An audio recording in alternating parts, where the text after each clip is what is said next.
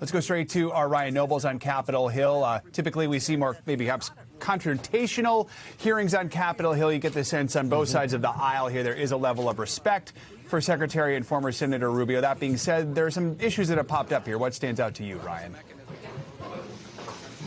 I think you've characterized that correctly, Joe. Obviously, Senator Rubio knows his way around a hearing room from all of his years in the United States Senate, so he knows how to interact with his former colleagues, many of whom he has served with for an extensive period of time. But there's no doubt that both Republicans and Democrats had some very pointed and direct questions for him about American foreign policy, in part because it's been a while since Secretary Rubio was here on Capitol Hill. In fact, he was here last spring, and since he's been here last, the United States has engaged in a number of foreign policy entanglements, including the situation in Iran, where there was an American strike in Iran. You obviously had the situation in Venezuela, where Maduro was captured.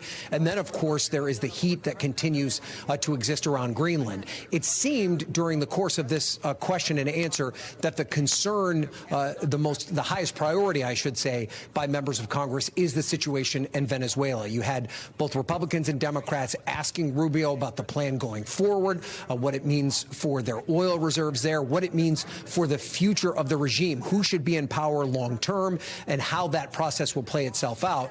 Perhaps the toughest questions that Rubio got this morning came from a Republican, Senator Rand Paul, who is obviously against foreign intervention of this kind and had specific concerns about the removal of Maduro in Venezuela and what it meant going forward, and the fact that there was not enough congressional input. So Rubio was able to kind of return volley on that, but it's an example of where the concerns lie here on Capitol Hill, Joe. We thank you for watching, and remember, stay updated on breaking news and top stories on the NBC News app or watch live on our YouTube channel.